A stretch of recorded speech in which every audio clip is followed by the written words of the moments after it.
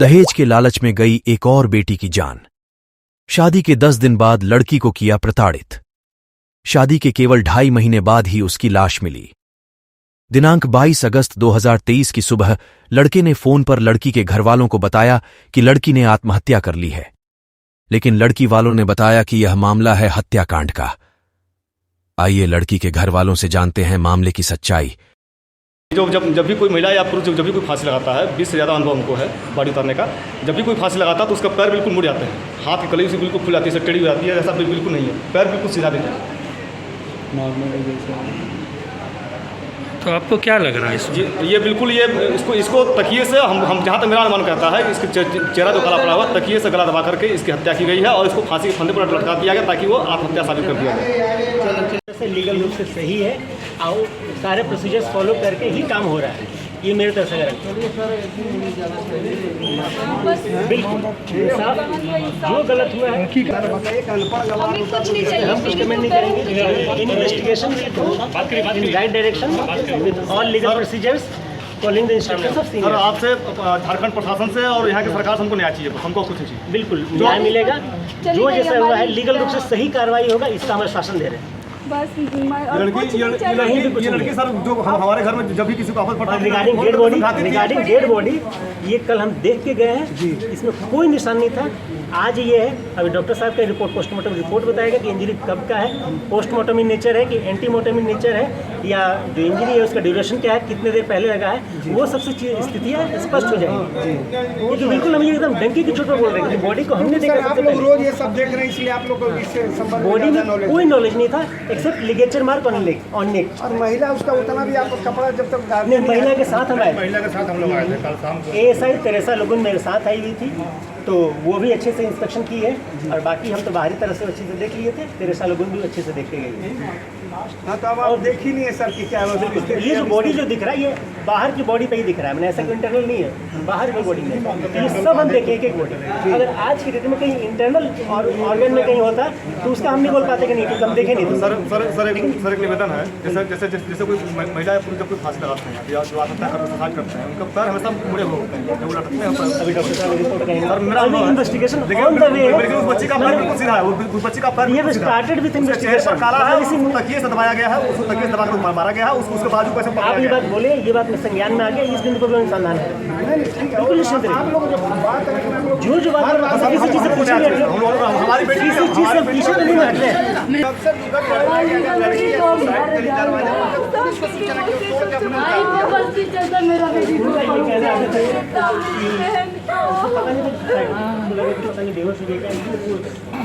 अपने सच्चाई कितना गलत है वो इन्वेस्टिगेशन का।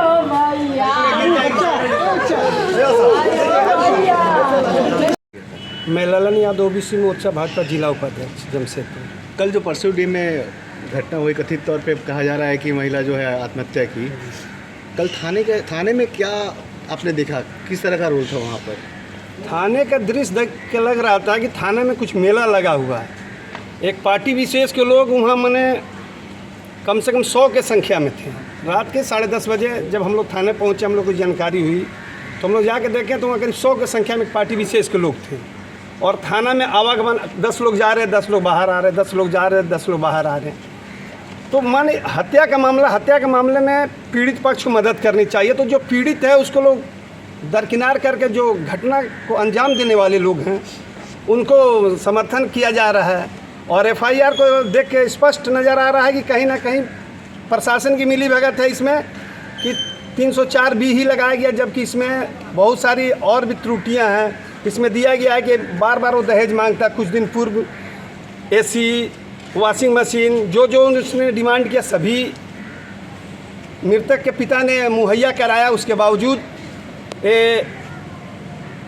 थानेदार राजनीतिक दबाव में आकर इन धाराओं को लगाने का काम किए हैं और प्रथम दृष्टिया एकदम ये हत्या का मामला लगता है।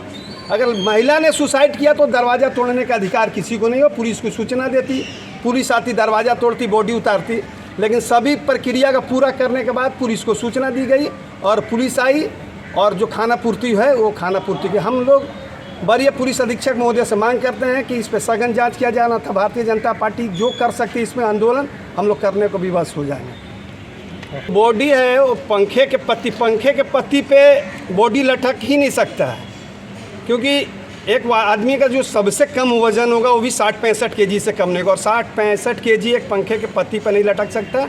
ये पारिवारिक साजिश कर लटकाया गया और हत्या किया गया है।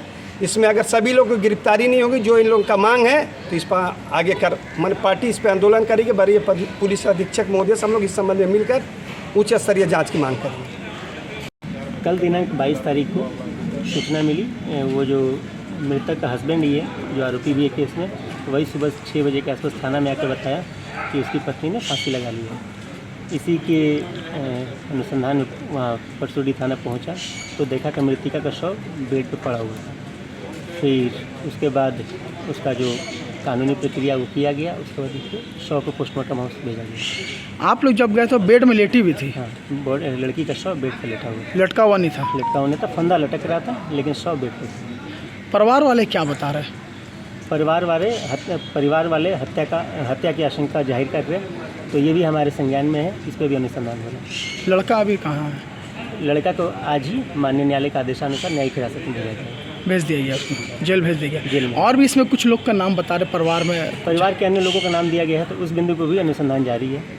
जैसे इसमें कुछ अग्रतर बिंदु पे आता है, उसमें अग्रिम कार्रवाई की जाएगी। कारण क्या लग रहा, कुछ पता चल पा रहा है? कारण अभी तक कोई बहुत बड़ा ठोस कारण नहीं आया। शादी के जैसे बता रहा है अभी 2.5 महीने ही हुआ है। शादी के 2.5 महीने ही हुए हैं। 28 मई की शादी की बात प्रकाश में आई है, तो अभी मुश्किल से 2.5-3 महीने हुए हैं। बाकी आगे के इस पे जैसे जैसे बिंदु मतलब अनुसंधान की बिंदु मिलती हैं, इस पर अनुसंधान किया जाएगा। नए तथ्य आते हैं, इस पर अनुसंधान किया जाएगा। ठीक। मेरा नाम निशा कुमारी है। क्या मामला हुआ? मेरी बहन की शादी तय हुई थी मार्च में, जाके हुई जो मई 28 तारीख को उनकी शादी हुई है। उस शादी के पहले तो ससुराल वाले बस यही कह रहे थे कि आप जितने पढ़ी लिखी हैं वही हमारे लिए काफ़ी है, हम कोई दहेज नहीं चाहते हैं। उन्होंने बोला शादी से पहले कि हमें कोई दहेज नहीं चाहिए, क्योंकि वो सेटिस्फाई थे उसके एजुकेशन से। लेकिन उसके बाद फिर जैसे ही शादी हुई 28 मई 2023 को, उसके बाद 10 दिन हुई नहीं कि उन्होंने वापस मांगना शुरू कर दिया कि हमें सारे दहेज के सामान सारे चाहिए, एसी, कूलर, फ्रिज सब चाहिए। मेरे पापा उतने सक्षम नहीं थे, लेकिन फिर भी उन्होंने मेरे बड़े वाले जीजू से किराए में पैसे लेकर उन्होंने एसी और ये वॉशिंग मशीन उनको कुरियर किया फ्लिपकार्ट से। उसके बाद फिर कब भेजा उन्होंने? ये अभी मतलब शादी के 10-15 मतलब 1 महीने के अंदर ही उन्होंने भेज दिया है। और उसके बाद फिर सबको लगा कि अब तो ठीक हो जाएंगे सब, लेकिन वापस उन्होंने डिमांड करना शुरू किया कि एसी मांगो, ये वो क्या कहते हैं, एसी तो हो गया था, ये स्विफ्ट डिज़ायर मांगो, अब कार चाहिए उनको। मेरे पापा एकदम सक्षम नहीं थे, मैं अकेली बेटी बची हूँ, उनको पढ़ाने का भी पैसा नहीं है उनको इतना, अब वो कैसे देते हैं। फिर पापा इसी की बात करने के लिए 19 तारीख को इसी 2023 19 अगस्त को गए वो मिलने के लिए उनके ससुराल वालों से, ताकि वो बात समझें, लेकिन वो मान ही नहीं रहे थे। उन्होंने पूरा अनबन कर लिया। फिर भी मेरी दीदी जाते जाते उनको बोली कि पापा आप घर बेच कर भी स्विफ्ट डिज़ायर इनको दे दीजिए, वरना मेरा ज़िंदगी बर्बाद हो जाएगा। ये लोग एकदम हमको धमकी देता है, लोग मारता है लोग। और उसकी जेठानी जो थी वो इतना काम कराती थी उसको, अपनी बेटियों तक से कुछ नहीं करती थी, और कहती थी मेरी बेटी के लिए ये बनाओ, मेरी बेटी के लिए वो बनाओ, इस तरीके से करती थी। मेरी बहन, ताकि मेरे पापा टेंशन में नहीं आ सके, इसलिए वो सारा उनका काम करती थी, ताकि वो, और कुछ नहीं बताती थी वो हम लोगों को कि कुछ ऐसा करते हैं वो लोग। इतना काम कराते थे वो लोग। हम लोग बस बोलते थे कुछ दिन की बात है और कर लो थोड़ा, फिर तुम सहम जाओगी उस चीज़ को, मतलब वो करने सीख जाओगी, कर लो। लेकिन फिर भी वो करती रहती थी, यही सब था। उसके बाद पापा 19 तारीख को ही वो मिलकर गए, और उसके बाद फिर उन्होंने अगली ही रात को पूरा कांड कर दिया। पता नहीं उन्होंने सुन ली बात की क्या, सब उन्होंने वापस। इस हादसे के बारे में कैसे जानकारी हुई आपको?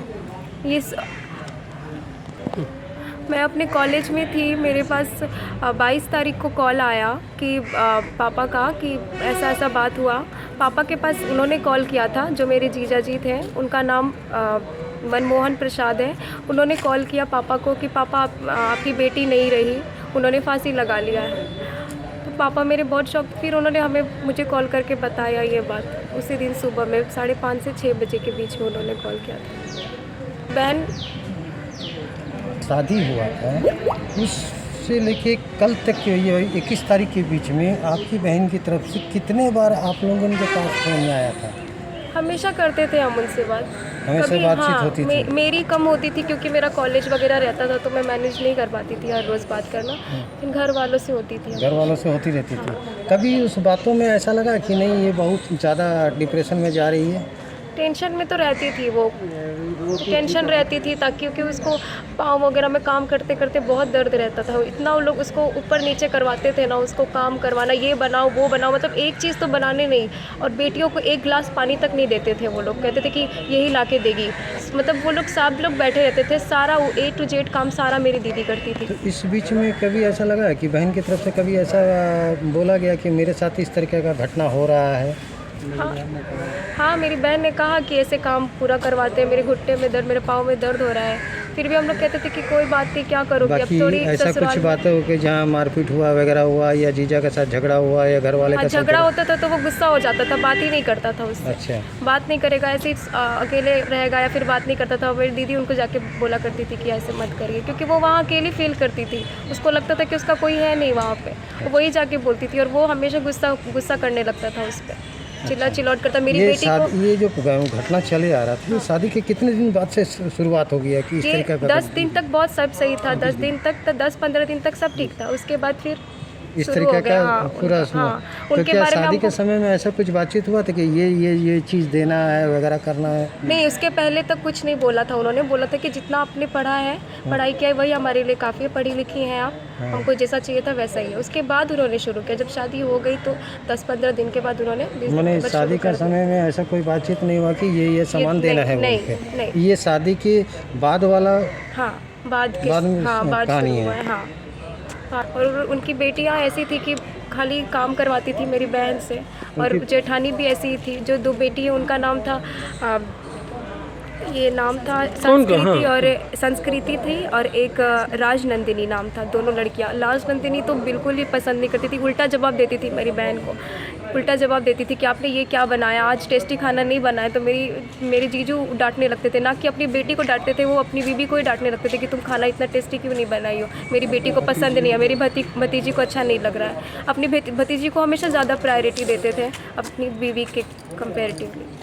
कितने लोग हैं उनके ससुराल में? उनके ससुराल में उनके सास ससुर हैं 2, एक जेठ जी हैं, जेठानी हैं, और उनकी 2 बेटियां हैं, और एक उनके हस्बैंड हैं, और एक मेरी दीदी। शरीर को डेड बॉडी को देखने से आपको क्या फील हुआ आप लोगों को?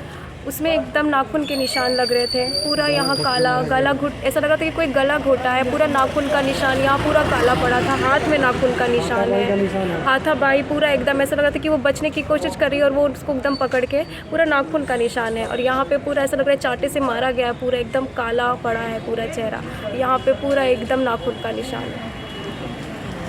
जी, मेरा नाम अनिल शर्मा है, मैं यूपी के सोनभद्र जिले से आया हूँ, और मृतक जो है वो हमारी भतीजी है, यानी हमारी साढ़ू की लड़की है। वो बड़े ही लाड प्यार से उसको पाला गया।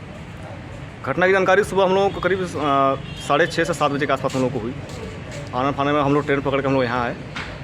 जैसे हम लोग थाने पर पहुँचे तो थाने पर पहुँचने का जो क्रियाकलाप था वहाँ पर जो जिसने मारा हमारी भतीजी को वो पहले से मौजूद था। वो खुद जाकर थाने में सरेंडर किया और बात बताया। समझने वाली बात यह है कि जैसे ही वो थाने पहुंचा, पहले तो उसने मारने के बाद वो थाने गया। थाने बाद जो कि फिर जो है कि वो घर वालों को फ़ोन करता है। अगर सुसाइड किया था उसने तो आपने अगर देखा तो आपको पहली बात कि आपको नीचे उतारना चाहिए था। वो बॉडी को फंदे से नीचे उतार करके उन्होंने रखा है। फिर वो पुलिस के पास गए हैं। तब पुलिस के पास जाने के बाद इन्होंने घर वालों को फ़ोन किया है। कुल मिलाकर कहने का मतलब ये है कि पूरी प्लानिंग के तहत इसको गला घोट के मारा गया है। और अभी मैं जो हत्या करेगा वो कभी थाने नहीं जाएगा। वो अपने आप को बचाने की पूरी कोशिश कर रहे थे, लेकिन उनका जो टाइमिंग था फ़ोन करने का वो वहाँ पर उनसे चूक हो गई। दूसरी बात, हम लोग यहाँ से दिन भर हम लोग रात भर वहाँ पर रुके रहे। कई लोग उनके पक्ष से लोग समझाने के लिए लोग भी आए कि थोड़ा सा देखिए, घर की बात है, इज्जत की बात है। जब हमारी बेटी चली गई तो फिर अब इज्जत रही कहाँ से? तो हम तो कानून का सहारा लेंगे। तो प्रशासन द्वारा भी हमारे साथ थोड़ा सा जो कि व्यवहार बताया कि नहीं कि आप लोग साथ दीजिए प्रशासन का। और आज सुबह जैसे ही हम लोग निकले हैं पोस्टमार्टम हाउस के लिए, तो हमको जो कागज़ मिला है उस पर जो अपराध की जो संख्या लिखी गई है, हम उससे संतुष्ट नहीं हैं।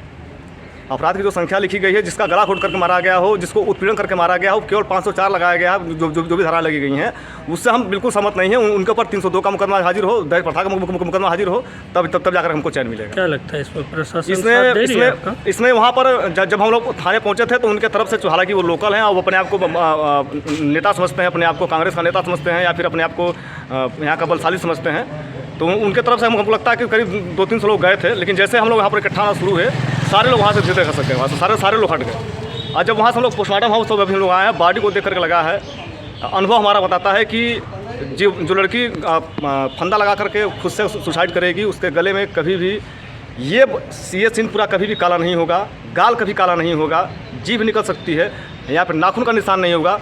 यहाँ पर उसको दोनों हाथों से दिए, अकेले लोगों का काम नहीं है, इसमें 3-4 लोग मिल करके लोगों ने मारा है। दोनों हाथों का निशान यहाँ पर सारी नसें लाल हो गई हैं, इस तरीके से मारा गया। अगर जो फंदा लगाता है उसका पैर मुड़ जाता है।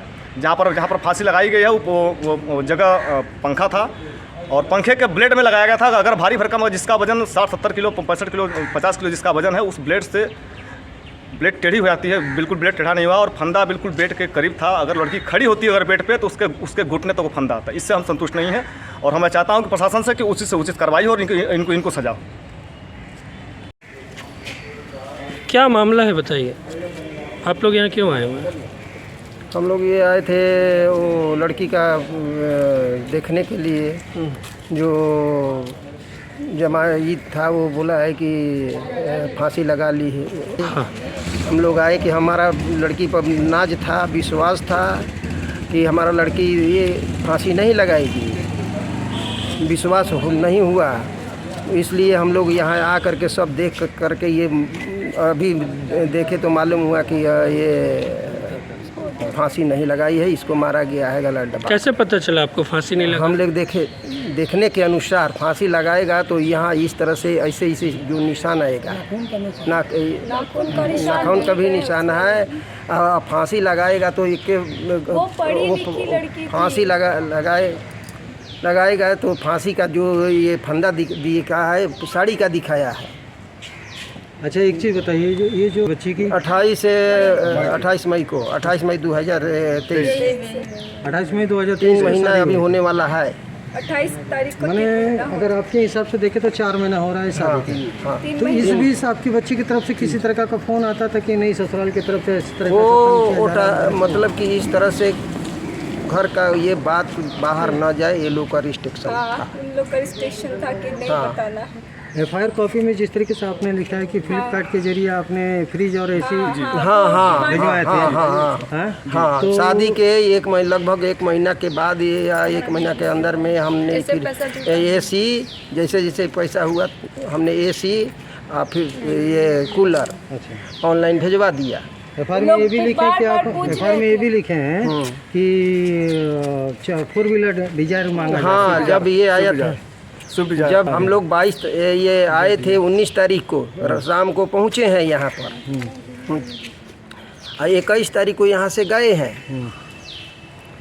बच्ची को हम लोग कहे कि बेटी बोली कि पापा हमको ले चलिए, तो ये चल रहा था खरवास चल रहा था, तो हम कहे कि खरवास के बाद में ये थी ले करके उनकी सासू माँ बोली कि नहीं जाना है, क्योंकि दुर्गा पूजा में हम उनकी सास बोली कि नहीं ले जाना है क्योंकि अभी खरवास चल रहा है, जब दुर्गा पूजा का टाइम आएगा तो हम लेके जाएंगे, भेज देंगे। मेरा भी शौक़ है, तो मेरे पापा सोचे कि चलो भाई उसका भी शौक़ है, हम तब तक इंतज़ार कर लेंगे। लेकिन किसको पता था कि 21 की रात को पहुँचे, 22 को इन लोगों ने रात को कांड कर दिया मेरी बहन के साथ। आप लोग कहाँ के रहने वाले हैं? आरा जिला में कहाँ से? आरा प्रॉपर आरा गोलना रोड है।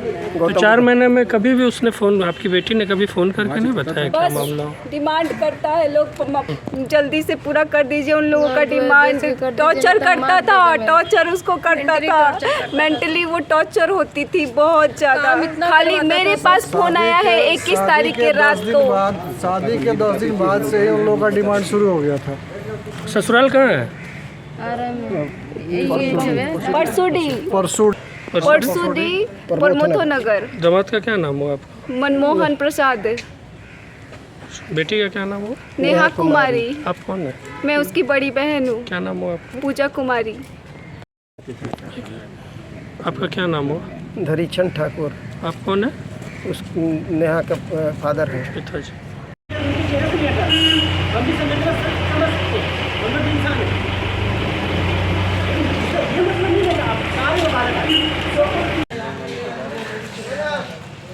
अरे 2-3 आदमी आइए ना, 2-3 आदमी मत आइए, 2-3 आदमी आइए, लेडीज मत आइए, चलिए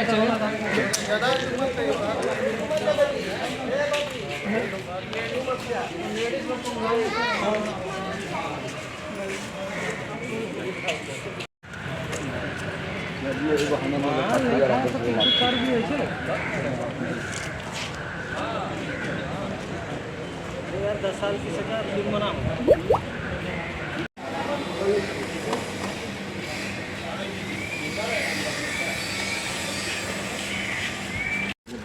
ठीक है, ये नहीं होगा तो मजा नहीं, मजा नहीं।